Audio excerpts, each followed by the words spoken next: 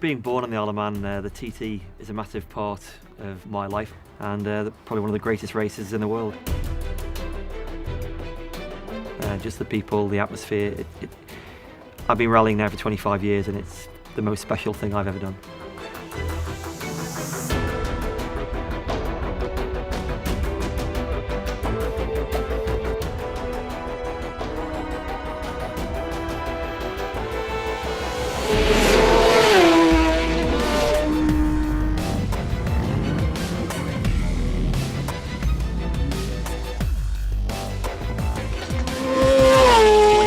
To obviously try and beat my own record, which is back in 2011. We went round at 115.356 miles per hour, so around about 19.5 minutes. We had a big moment. Basically, the car just got a little bit out of shape. Because of weight we'd put in the car, we hadn't accounted for it with the extra passenger. Now we're back here with the all-new 2015 Subaru WRX STi. It's an all-new car, completely redesigned, made some great improvements, we think, in terms of aero. And the biggest thing would be the chassis. We've got a 40% stiffer chassis now. That means that we can design suspension a little bit better. One of the improvements on the car now is the steering rack. Now my hands were moving pretty quickly in 2011. Thankfully this year they wouldn't have to move quite as fast because the steering rack is a lot faster. It's a great test of the car because of the varying conditions. You've got climbs, we've got hairpin turns through downtown bits to go down to almost 40 miles per hour, where you're really hard on our suspension, hard on the car, hard on the powertrain.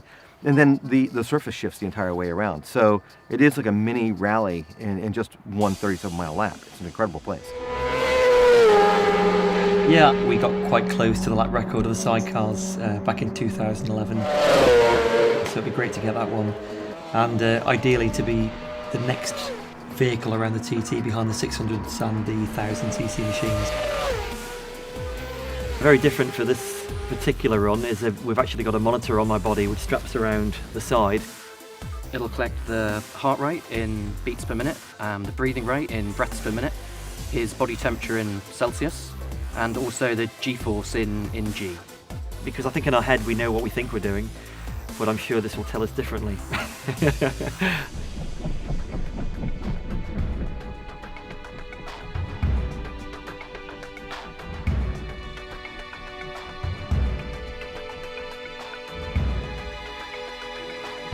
Control to mark, control to mark. We have the green light. Good to go, good to go. Good luck, Mark.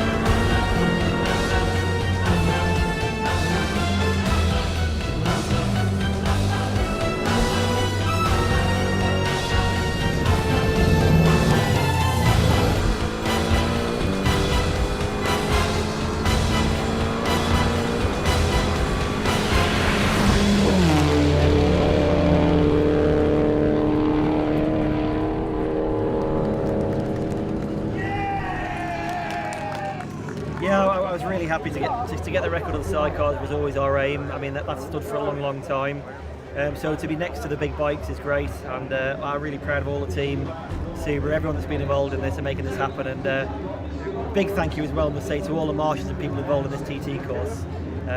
Without them, we wouldn't have the opportunity to drive around this amazing place.